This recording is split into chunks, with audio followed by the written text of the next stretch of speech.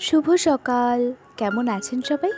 আশা করি সবাই খুব ভালো আছেন, সুস্থ আছেন।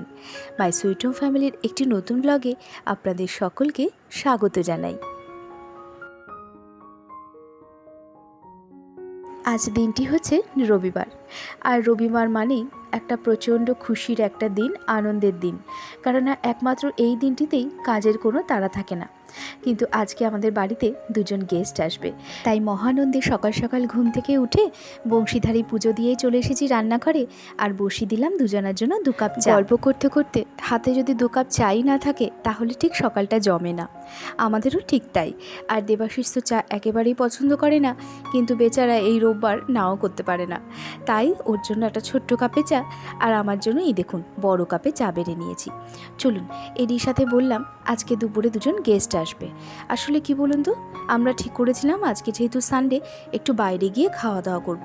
কিন্তু সে তো আপনারা জানেনই যে আমাদের কলকাতার গরম অত্যাধিক মাত্রা ছাড়িয়ে গেছে।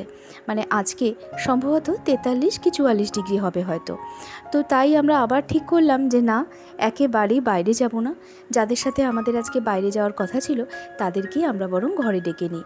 ঘরে টুকটাক যা পারি রান্না করব, ঘরেই থাকবো, বেশ জম্পেশ করে ভুড়িভোজও হবে, আর তার পাশাপাশি জমে উঠবে আমাদের গল্পের আসর।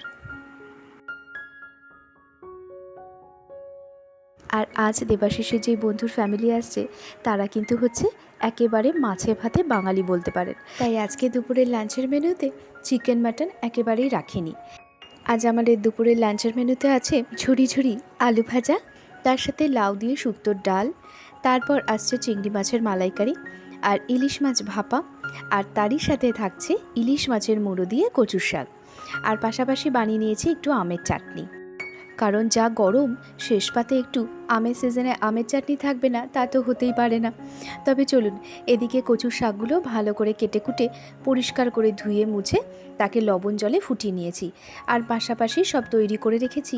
আর এরই মাঝে আবার ঘরে আবার পার্সেল এসে হাজির। আসলে পরের দিন মানে সোমবারই আমাদের আরেকটি জায়গায় ইনভিটেশন আছে। এই বাগুইহাটিতেই আমার দিদি, আপনারা তো চেনেনই মিনুদিকে, মিনুদির ম্যারেজ অ্যানিভার্সারি, সেখানে নেমন্তন্ন।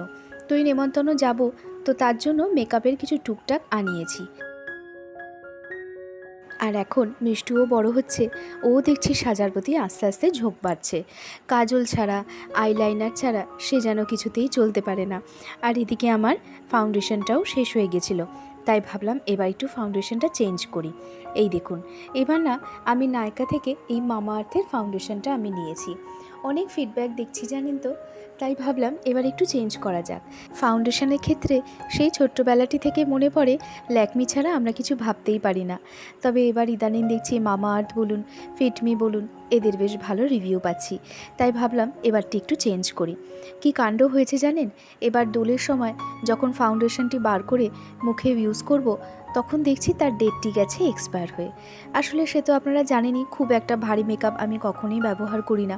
খুব বেশি অনুষ্ঠান মানে জম্পেশ অনুষ্ঠান না এলে এসব ফাউন্ডেশনে ব্যবহার হয় না।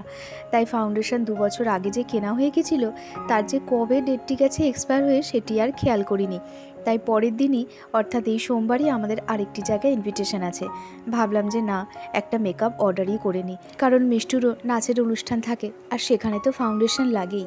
আর তারই পাশাপাশি এবার আমি না অর্ডার করেছি মামা আর্থেরই এই চারকোল ব্ল্যাক কাজলটি। এটির প্রচুর ভালো ভালো রিভিউ পেয়েছি, প্রচুর।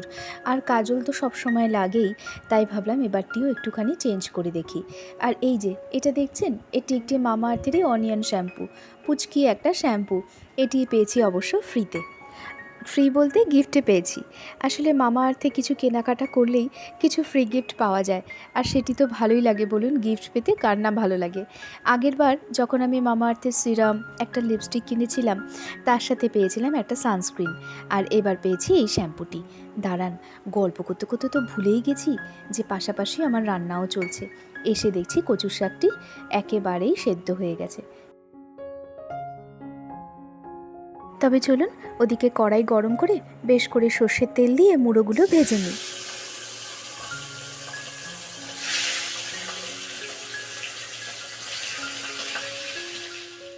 এই কচুর শাক রান্না করতে গিয়ে না আজকে ভীষণ বাবার কথা মনে পড়ছে জানেন। বাবা থাকলে কতই না খুশি হতো।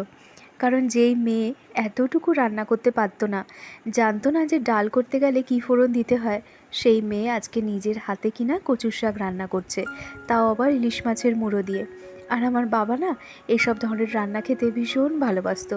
কচুর শাক, মোচা, এঁচোড়, কচু বাটা, এছাড়াও কচুর শাকের লতি যেটা হয় সেই সব রান্না আমার বাবা ভীষণ পছন্দ করতো। আর তার পাশাপাশি ইলিশ মাছ হলে তো কোনো কথাই ছিল না।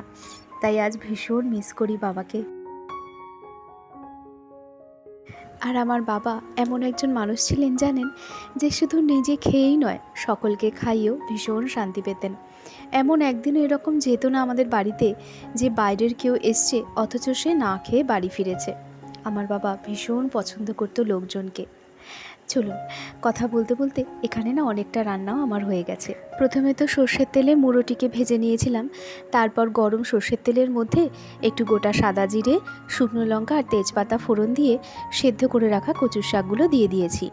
তারপর একে একে স্বাদ মতন লবণ, মিষ্টি আর মিশিয়ে দিয়েছি একটুখানি জিরের গুঁড়ো, আর ঝালের জন্য আরও কয়েকটা কাঁচা লঙ্কা দিয়ে দিয়েছি। তারপর সব কটি উপকরণ বেশ করে মিশিয়ে দিতে হবে। কচুর শাকটি কড়াইতে বেশ কিছুক্ষণ নাড়াচাড়া করার পর মুড়োগুলো দিয়ে দেব, দিয়ে তাকে ভালো করে আলতো আলতো হাতে কিন্তু নাড়াচাড়া করে নেব। আর অপেক্ষা করব যতক্ষণ না পর্যন্ত কচুর শাকটি একটু টান টান ভাব হয়।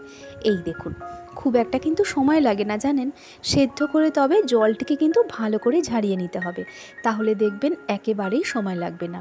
এই দেখুন, আজকে আমাদের কিন্তু একটা মেনু অলরেডি তৈরি, সেটি হচ্ছে ইলিশ মাছের মুড়ো দিয়ে কচুর শাক। আর পাশাপাশি কিন্তু আমার প্রত্যেকটি রান্নাও কমপ্লিট। আর এরই মাঝে সর্বশেষ আমি যে রান্নাটি বসেছিলাম সেটি হচ্ছে চিংড়ি মাছের মালাইকারি। এই দেখুন, এর রেসিপিও কিন্তু আমি আপনাদের সাথে শেয়ার করব খুব শিগগির। আজ আর শেয়ার করলাম না, কারণ আজকে যদি এই রেসিপিগুলো আমি শেয়ার করি তাহলে কিন্তু ভিডিওটা অনেক বড় হয়ে যাবে।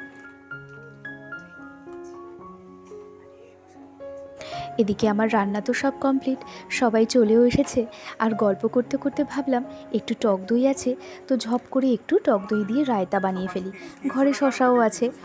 আমরা টক দইটা আনিয়েছিলাম যে আসার সাথে সাথেই সকলকে লস্যি দেব, কিন্তু সকলে বলল যে লস্যি নয়, আগে কোল্ড ড্রিঙ্কসটা খেয়ে নিই, তারপর দুপুরে লাঞ্চ সারবো, সবার শেষে টক দই খাবো। তো মিষ্টুর বাবা বলল, টক দই শুধু কেন খাবে, তুমি বরং ঝপ করে রায়তা বানিয়ে ফেলো। তা ভাবলাম ভালোই বলেছে, ঘরে তো শশা আছেই, তাই টক দই দিয়ে একটু রায়তা বানিয়ে ফেলি, শেষ পাতে মন্দ লাগবে না বলুন।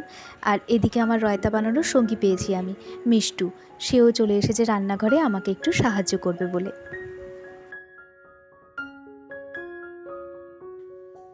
চলুন, এদিকে আর দেরি করব না। মিষ্টু তো শশাটিকে সুন্দর করে ঝিরিঝিরি করে স্ক্রাব করেও দিয়েছে।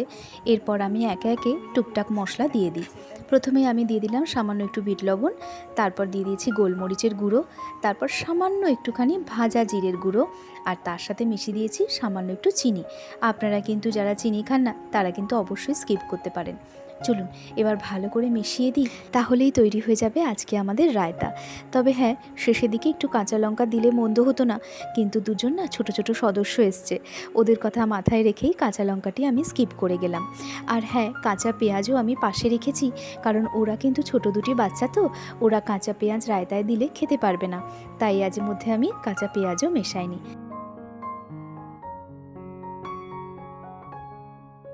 এই দেখুন, আজকে আমার রায়তা রেডি।